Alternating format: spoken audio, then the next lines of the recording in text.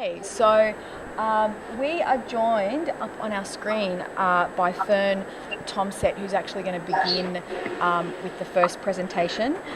Fern is actually in Montreal, and thanks to the power of Skype is joining us. Fern is a co-founder and organiser of the Brisbane Free University, which has been running for 3 years. She also co-hosts 4ZZZ's Radio Reversal, a political and philosophical discussion show, and was involved in organising Brisbane's G20 Counter Summit in 2014. She's now based in Montreal, where she's working towards a PhD in anthropology, studying radical environmental activism. Hi, this is my cue to begin, hey? Yes. Can you all hear me okay? Great. Thanks so much for having me. This is the cheapest international panel I've ever been a part of, which is great.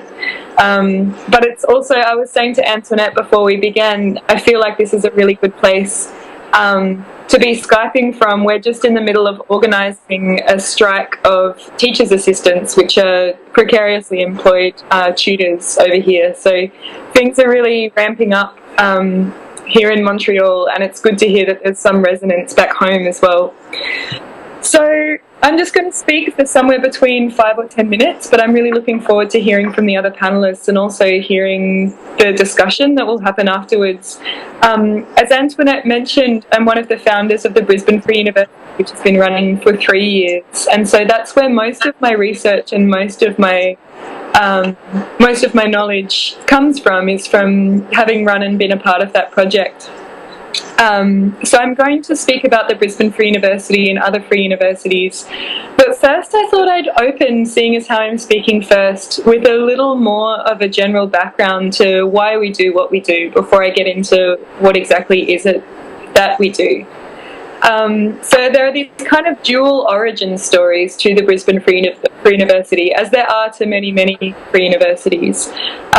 One is that we came from a place of oppositional politics, so this kind of railing against systems that we find unjust. And the other is that we come from what's increasingly known as prefigurative politics, which is trying to build the new world in the shell of the old. So these two things have come together for us in Brisbane Free University, and I'd like to talk about them both. But first, just to start with this oppositional idea of what it is to make a free university and why we do what we do. So my story is that before I moved to Montreal, I was based in Brisbane, and I was a student for a long time at the University of Queensland, and then I was working as a tutor also at the University of Queensland. And over my time as a tutor, I was privy to a few conversations within faculty, and I also noticed that there was a shift within the dynamic of the students that I had in my tutorials. And a lot of this revolved around the increasing privatisation of the universities. So these are phrases that we hear a lot. We hear that universities are being neoliberalised, privatised, corporatised. What this meant for me was a couple of things. One is that I saw money going increasingly into research that would definitely be profitable, that would make the university money. So there was less and less money in which there was less and less money going into research in which corporations wouldn't have a vested interest, so research that wasn't salable in the same way as other research. And as someone who's an anthropologist, I come from the Faculty of Arts, the School of Social Sciences. What that meant for me is that I could see our budget getting cut year after year after year because we weren't seen as a profitable department, even though I think that what we do is incredibly valuable. The other place that this came into play was through the teaching in the university. So the first time I ever heard someone tell me that the title of the course that I was tutoring wasn't sexy enough, I felt really, really worried. But then this was a trope that happened time and time again, was that there was all this language being used that we had to sex up our courses, we had to really sell them to students. It tended to be more about the numbers of students that we could get into our classes and the number of students who were passing, rather than anything to do with quality of conversation. So these sorts of things started to really worry me, but they worried me the most when I heard them reflected back in the way that students were talking about their learning. So students were increasingly having these anxieties about whether their research would bring them into the job market in a profitable way. And what that meant was that as a tutor, the primary focus of the conversations I had with students were all about assessment and how are we going to pass and what are we going to do with our degree afterwards. And as someone who'd come into the university for the love of learning, not to over-romanticize it, but in order to learn how to think critically and to learn about the political histories of this place in which we live, that to me was deeply distressing. So I just want to go very, very quickly over a brief sort of critical history of the university, because I feel like when these things appear distressing to us, it's because we're holding them in comparison to some kind of form or ideal of what the university once was or maybe could be again. So this ideal that learning can be for its own sake, that the university is there in order to democratise power and knowledge within our societies, to spread it more widely amongst populations, and also to give people critical thinking skills so that we don't follow political decisions blindly, or so that we can think about the sorts of products that we're consuming, these sorts of things. So many people imagine that the university once represented this sort of role in our society, and indeed in many ways it did.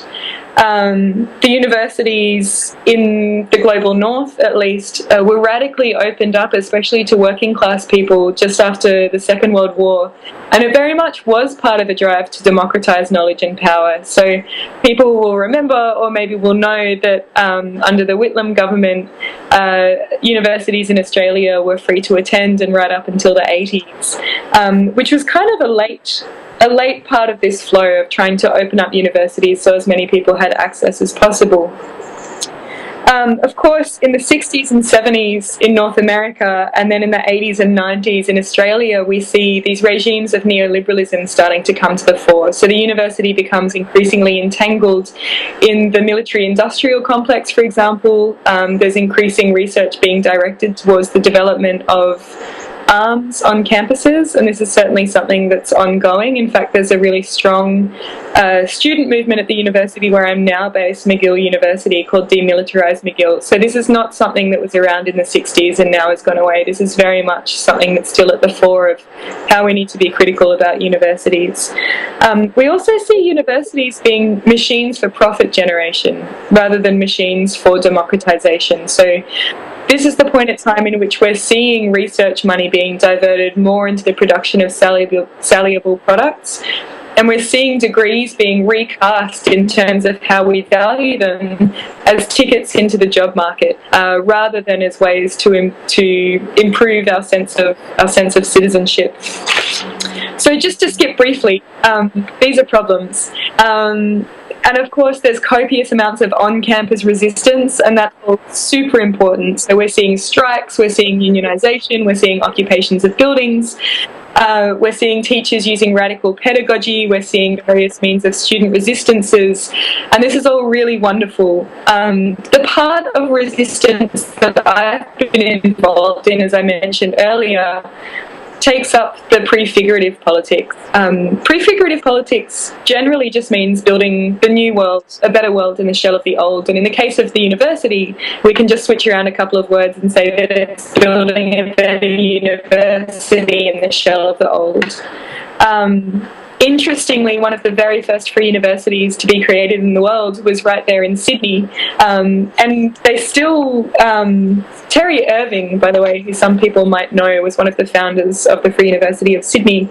And what they wrote at the time in 1967 remains one of the best definitions of free universities I have ever read. So I'm just going to read it out. It's quite short, but it'll give you a sense of what exactly free universities are and what they're trying to do. So this is what they write. This is from a text called The Lost Ideal, which was published in October 1967. The idea of a free university is this: it is free in spirit, not in cash. It will get no government grants, no scholarship scheme. It grants no degrees and offers no status. It's a small group of students and teachers who come together outside the established university system because they find that system inadequate. It extends its interest to issues and subject matters frozen out of regular university courses. It's based on cooperation instead of competition. It breaks down the formal role division of student and staff, inferior and superior, and experiments with teaching methods. Ultimately, it stands or falls by the enthusiasm of its members. So from this you can get a bit of a sense of what I'm talking about. There are a couple of different reasons why free universities emerged so strongly in the 60s and why there's a huge resurgence around the world over the past decade of free universities. So you can find them on just about every continent in the world. There are 2 in operation in Australia at the moment that I know of. There's the Brisbane Free University and the Melbourne Free University, but there are many, many more around the world. And so one of the points of these universities, obviously, is to contest what the university has become and is becoming. But one of the other points of free universities that I'd really like to highlight is also to re-embed study in struggle. So this is something that was done by the Free University of Sydney in the 60s. They'd go out to protests, they'd go out to blockades, and they'd bring back knowledge and information based on what was happening in those places. This is also something that we've tried to do with the Brisbane Free University. So we work very closely with refugee advocacy organisations, for example. We have a good working relationship with the Brisbane Aboriginal Sovereign Embassy, which some people might have heard of. So we try to provide a sort of focus on social justice issues that might be underrepresented in mainstream universities. We also connect what's happening inside the university to the dynamics of capitalism more broadly. So we offer a symbolic space that people can access for free. So in some ways it's a symbolic anti-capitalist project.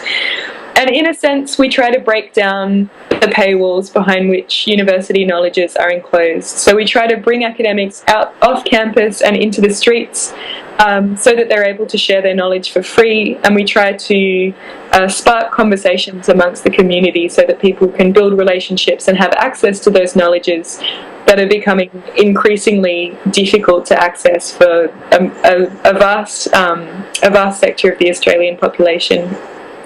So I'll leave it there. I'm keen to hear from the other speakers and also really happy to answer any questions in discussion time that people might have.